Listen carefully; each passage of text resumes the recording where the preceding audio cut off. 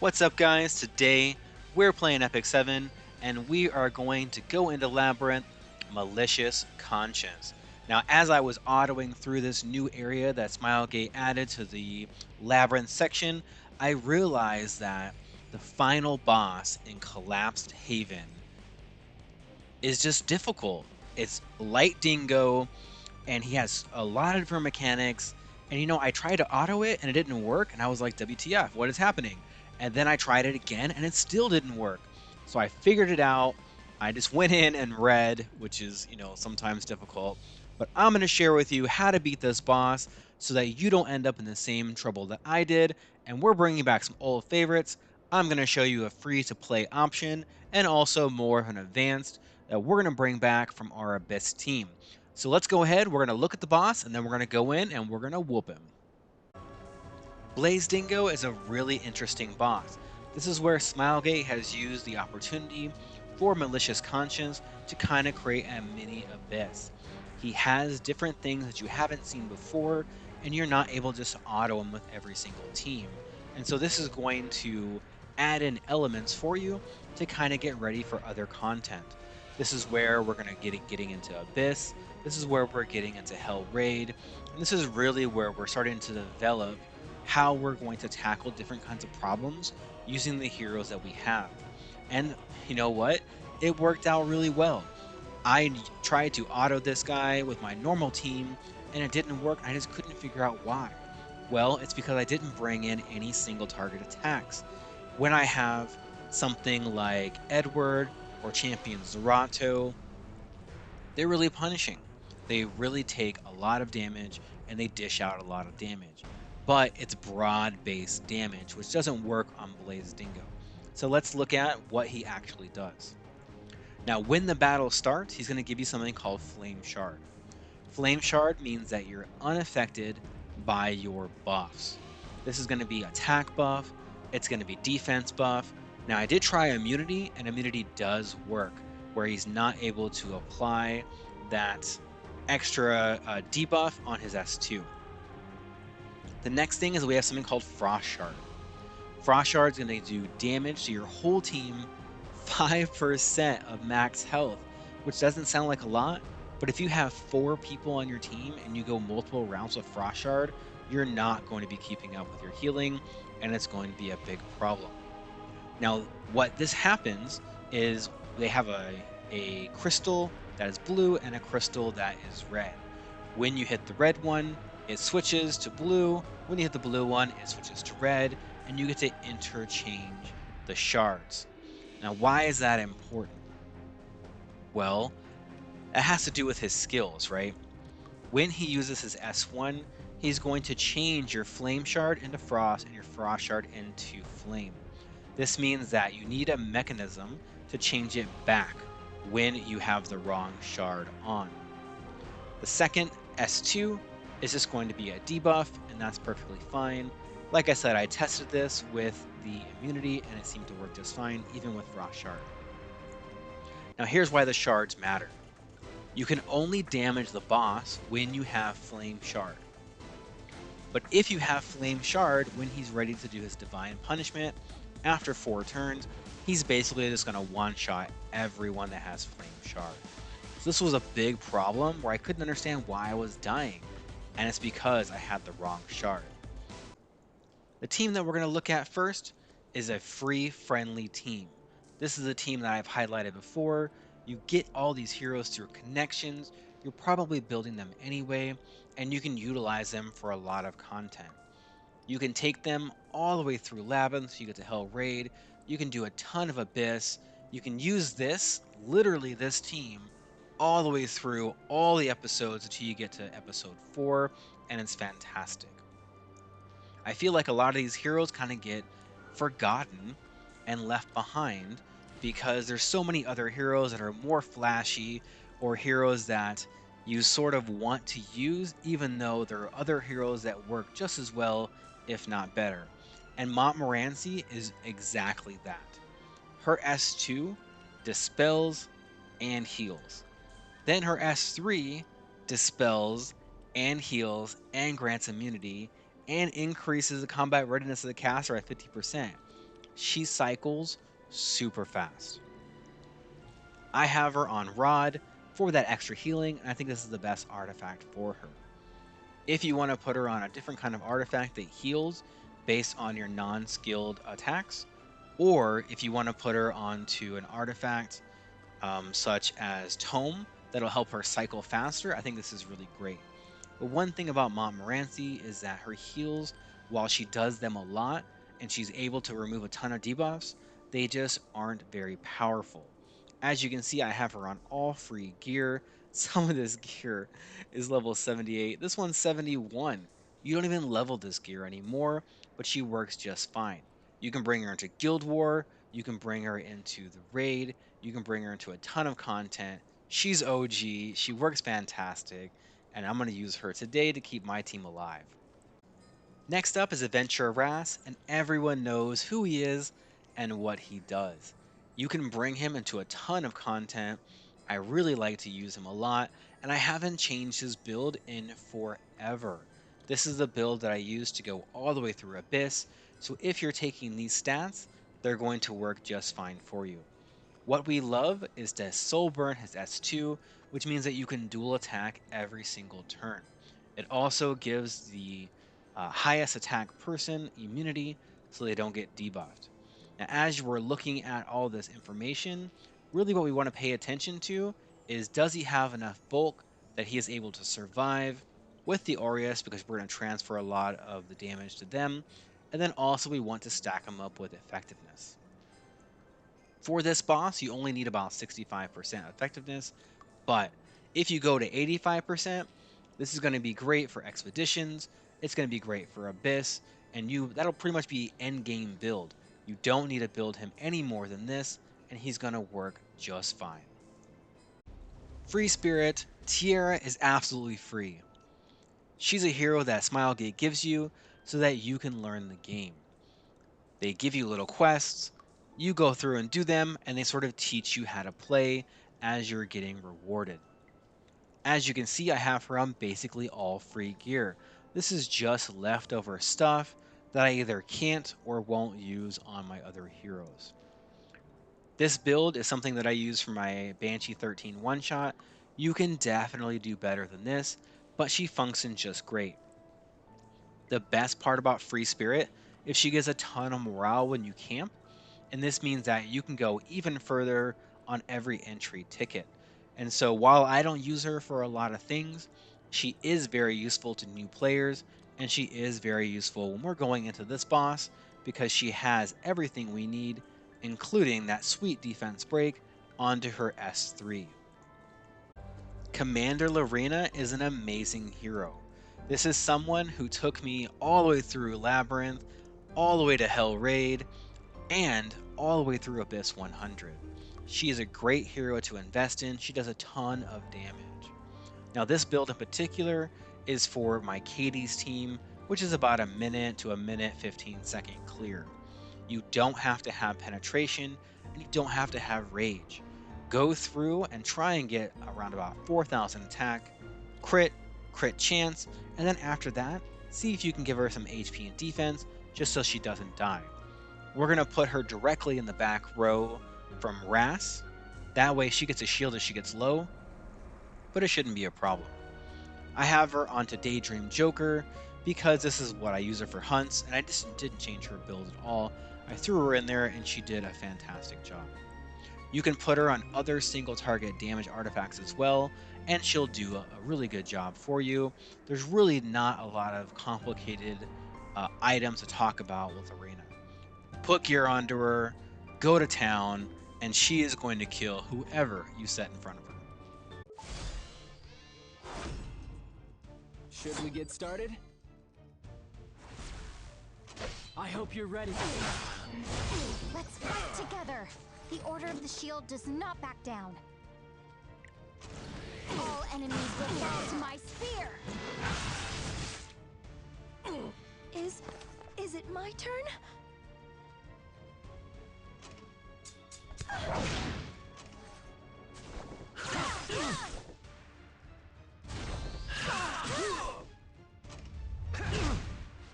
Let's see what you're capable of.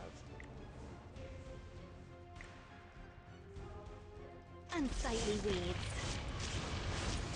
Must be cut. Everyone, keep it up! Alright, let's do this. Take this! I'm ready. Goodbye. I'll help you.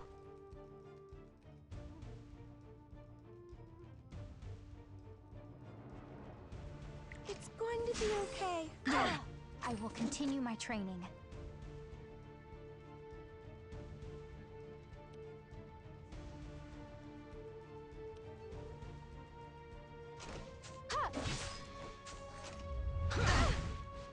I'll protect you.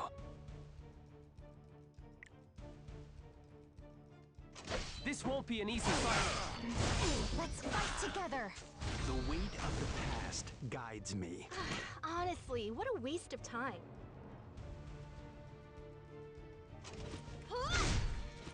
My spear will protect everyone.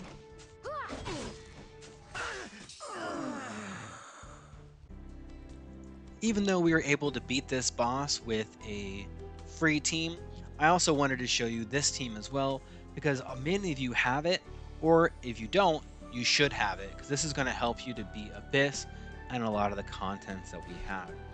This team works on basically dual attacking and cycling faster than the enemy. That way you're able to constantly put down pressure and constantly do a lot of damage. Tamarin, she really has it all, right? She removes buffs on the boss, she removes your debuffs, she heals, combat readiness. It's amazing. Now what you want out of her is you basically want to have enough bulk that you can live, and then also decent healing. So try for something around 1200 defense or more, stack some HP, stack some speed. I would bring her to 85% effectiveness, that way you can use her in Expedition, and that she'll be ready to go when you want to bring her into something like the Earth boss, or you want to bring her into the Water boss, or the Dark boss. Really, she works on every boss, except for Light, but that's a whole different story. Any artifact works. If you have trouble with keeping your heroes alive, then put her onto Rod, or put her onto any artifact here that does a lot of healing. I like to run her on Potion. I ran her that way for years, but I recently switched her to use her onto a different kind of team, and so I needed more healing, and that's the only reason why she has this. Adventure Ras is unchanged from our free team. These stats are good enough for pretty much anything you want to do with him, unless you're running him super fast in RTA. Again, what we want to do is this team works on dual attacking. So we want to continually soul burn his S2, make sure you're bringing along dual attacks, and make sure that you're cycling so that you can really lap the boss over and over and over again. He also has a 75% chance to do a defense break on that S2, which can be good. So don't neglect that effectiveness. I think 85% or more should be good, and you can use him pretty much in any content that you want. Next up, we have Kitty Clarissa. Now, to be honest, I find her a little annoying, so I really didn't want to build her. What she does is she has this S3 that removes your debuffs, which is very useful in a lot of content, especially in Hollow Trials and also into Abyss. And she grants herself this thing called Loveliness. Now, when she has Loveliness, she brings along a dual attack from the ally with the highest attack, which means that again, we're cycling more and more and more to make sure that we lap our target. What you want is some effectiveness, 85% or more, put some into speed, and then everything else will go into bulk and she'll work just fine. I have her on the number 2 exclusive equipment because this is what I used to go through Abyss, because this restrict was very helpful. Artifact doesn't really matter too much. You can put her on an artifact that will help you with more crit chance, also to give shields or to give you random buffs, and she'll work out just fine. This hero doesn't need a ton, not a lot of investment, and she's going to be just fine for you as your main support. And last up, we have Terranor Guard. Now, I know what you're thinking, like, this is a 3-star hero. Why are we using him? It's because when you have a dual attack, he's going to increase everyone's combat readiness by 25%. So we have Tamarin dual attacks, we have Ras dual attacks, we have Kitty Clarissa dual attacks, and more and more and more. He's just cycling, cycling, cycling. I have him on sort of a weak rage set. You can put him on any set that will help him do damage, and I think that will be just fine. But this is the set that I used when I went through Abyss. He's had it on forever, and I don't have anyone else that I'm going to use it on, so Terran Orgard just gets to keep it. Onto his S1, 75% chance to decrease defense for one turn, which can be really great in a lot of instances. Not only does he do it, but then Ras also has that chance to defense break as well, and you get lots of big damage. Now his S3 does a ton of damage, but we're not really here to use his S3. We cannot decrease combat readiness of the boss, and we already have that defense break onto his S1. But if you find yourself in an instance where it's his turn, there's a defense break on the boss, use that S3, it hits super hard. We're giving him damage stats. As you can see, no speed, he doesn't need it because we're constantly bringing him for the dual attacks. Make sure that he has the highest attack on your team and give him 85% or more effectiveness. That way he is able to apply that defense break when it does hit. But he's going to be your main damage dealer. So make sure that he has decent gear, but in the end, I think that pretty much anything will work on him.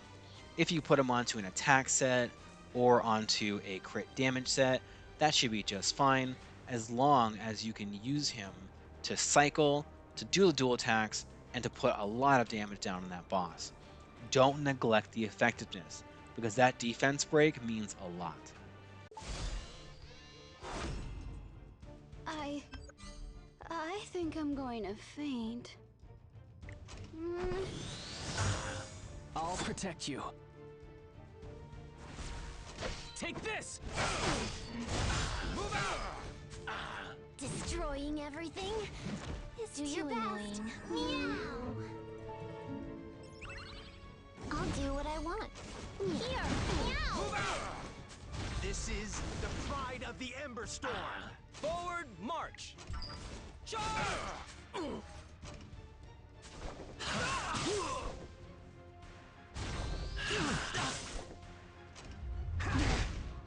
I'm scared. Listen. To my song. Ta-da! Together. Move out! The weight of the past guides me. Should we get started?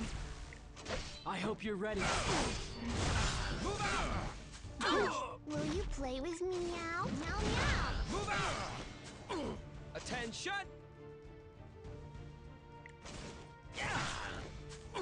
I will shine. Ladies and gentlemen, Let's shine. All right, let's do this. This won't be an easy fight. Move out! this is the start. Meow. Here. Meow. Forward march! This is my stage. Move out! I know Labyrinth can be a little bit annoying, especially when they reset everyone and you just don't want to go in and do it. But they give you really amazing rewards. Not only do you get normal things like charms, but you also get level 88 gear. You get 5-star artifacts and 5-star heroes. You get sky stones. You get covenant bookmarks. You get all kinds of stuff that's really going to help you when you're progressing in the game. It doesn't matter if you're brand new or you're end game already. This light Dingo, you know, he was surprising, but he's only surprising at first. Once you realize what to do, he becomes very easy and you can just blow through. Especially if you're already using a basic Labyrinth team to go forward and to do everything. Now, we can't use all the heroes that we typically use, but most of you should have these heroes built in the free-to-play team or into your Abyss team. And again, I recommend you build that Abyss team because it's going to help you to go through that content and get those rewards as well. I hope this video helped you at least get started to build your team in completing this and moving on to harder content. Until next time, happy hunting and good luck on your battles.